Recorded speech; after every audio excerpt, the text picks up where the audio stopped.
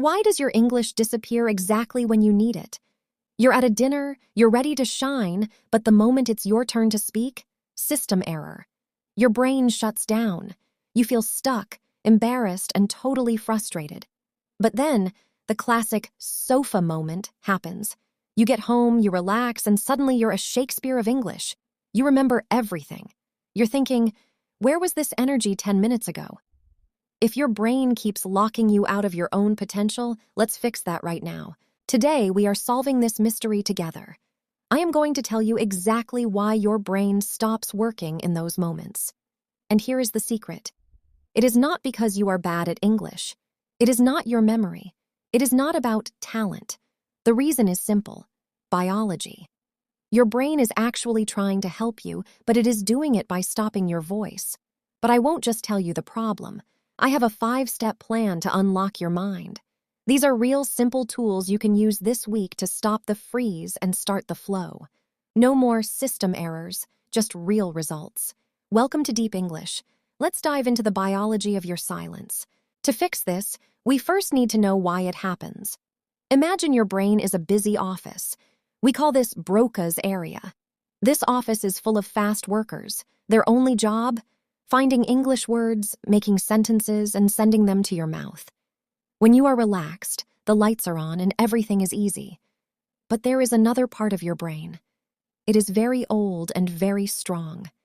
It is called the amygdala. This is your alarm system. It only looks for danger.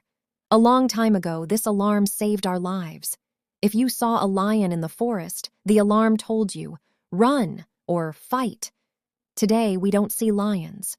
But for your brain, speaking English feels exactly like meeting a lion. And that is when the trouble starts. When you're in that meeting and you feel nervous, your amygdala starts screaming. It says, danger! People are looking at us. We might make a mistake. We might look unprofessional. Immediately, your brain sends a message to your body to release a chemical called cortisol. You probably know it as the stress chemical. And here is the secret that nobody tells you in English class. Cortisol is like a power cut for your language office. When cortisol enters your brain, the lights in Broca's area go out. The workers go home. Your brain stops finding English words because it is too busy trying to survive the danger. It is fighting for your life, so it doesn't care about your grammar or your vocabulary. This is why you freeze. It is a biological shutdown. Let's check this for a second. Is your English gone when you freeze? No. It's still there, but you can't reach it. Is this your fault? No, it is biology. So how do we stop this? How do we tell the brain that speaking English is safe? Let's look at our 5-step system to unlock your fluency. The first step is about your body. You must manage your body before you can manage your words. You cannot speak good English if your brain is in danger mode. You have a physical reset button for your nervous system. Scientists call it the physiological sigh. It is a very specific way of breathing that pulls the cortisol out of your blood and tells your brain, the lion is gone. You can turn the lights back on in the language office now. Let's practice this together right now, because I want you to feel it. First, take a deep, long breath in through your nose. Now, at the very top, when your lungs feel full, take a second, very short breath in. It sounds like this. Inhale. And another tiny inhale. Now breathe out very, very slowly through your mouth. Imagine you are blowing through a small straw. Let's try it again. Deep breath in through the nose. Another short breath in, and a very long, slow exhale. Why does this simple breath work? Inside your lungs, you have thousands of tiny air bags. When you are stressed, these bags close. That second mini breath pops them open. This helps your body push out bad air and turns on your vagus nerve. Think of this nerve as the calm button for your whole body. It tells your heart, slow down, we are safe. Here is your action plan. Do this sigh 3 times before you start any English conversation, before a Zoom call, before an interview, before a lesson. You are washing the stress out of your brain. You are turning the lights back on in your office so you can finally speak. Now we move to the second step, narrow listening. Many students make a big mistake. They try to listen to everything, the news, then a movie, then a song, then a different podcast. This is what I call wide listening. For your brain, especially at the A2 or B1 level, this is too much. Every new speaker has a different accent, a different speed, and different words. Your brain feels overwhelmed, and when it feels overwhelmed, it produces more cortisol. Instead, I want you to build a safety zone using narrow listening. This means you listen to only one person, talking about one topic for one whole week. Choose one person whose voice you like. It could be me, or it could be another creator on this channel. Watch 5 or 6 of their videos, but only about one topic. For example, only about personal growth. Why does this work? Every person has what I call a vocabulary fingerprint. I use the same words and the same phrases again and again. By the time you get to the third video, your brain stops struggling to translate and starts recognizing patterns. You begin to predict what I will say next. This ability to predict makes your brain feel safe. And remember, safety equals fluency. When your brain feels safe, the cortisol levels stay low and the language comes out naturally. The third step is your lexical tool, the chunking wall. I want you to stop learning single words. Single words are like grains of sand. If you are stressed, you cannot build a house with sand. It just falls apart. You need chunks. A chunk is a pre-made block of language that is already built. In your notebook, I want you to build a chunking wall.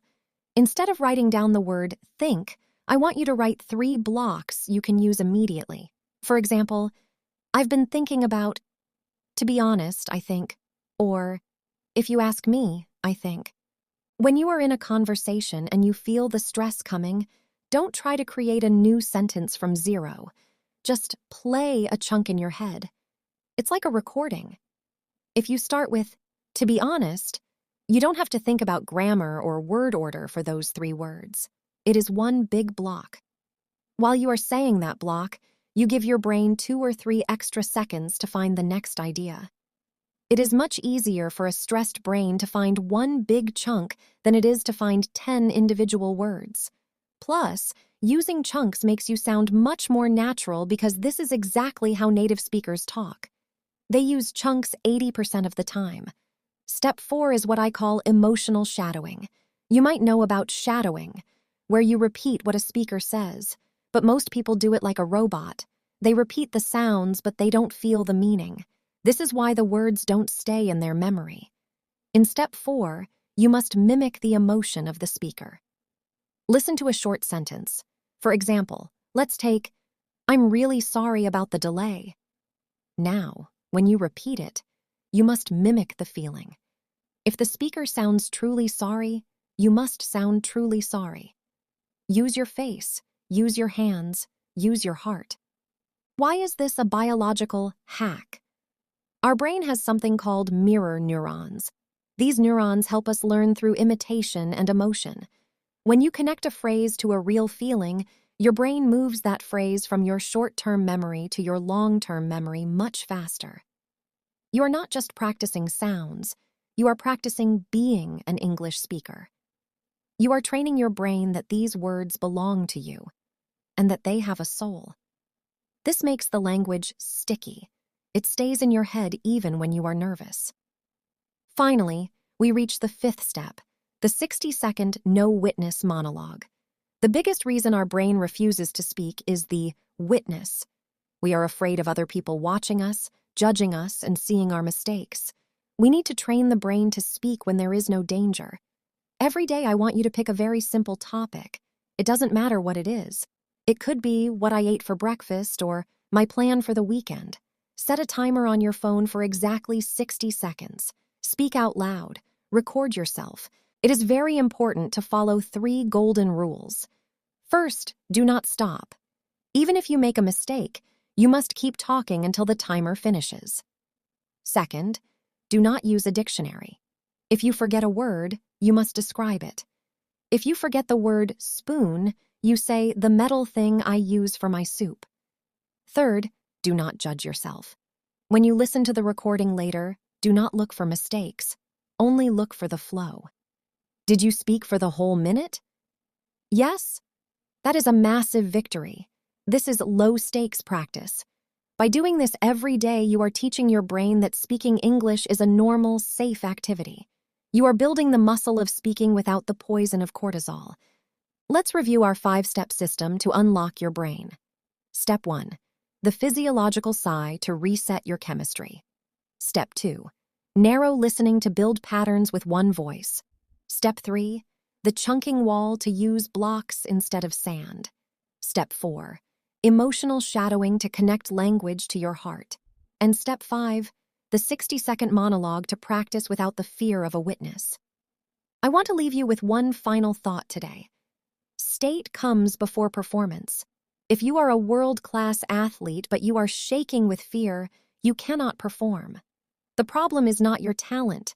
The problem is your state. English is the same. It is a live performance. If your internal state is full of cortisol and fear, your English will stay locked inside the door. Your brain is not broken. You are not bad at languages.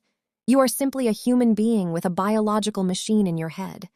If you give that machine safety, if you give it the right breath, and if you give it chunks instead of single words, it will open the door for you. I want you to try step 1 right now. Take that deep double inhale and that very long, slow exhale. Do you feel that small shift in your body? That is the beginning of your fluency. Now, I want you to look at your week ahead. When is your next English moment? Is it a meeting on Wednesday? A call on Friday? I want you to name that moment in the comments below. Write, "My moment is my meeting on Wednesday," and tell me which of these 5 steps you will use. When you name your plan, you tell your brain to start preparing. You move from being a victim of your biology to being the master of your brain. Thank you for going deep with me today. Stop studying English like it is a math problem. Start managing your state and living the language. I am proud of the work you are doing, and I know that door is going to open for you very soon. Until then, breathe, notice, and trust your brain.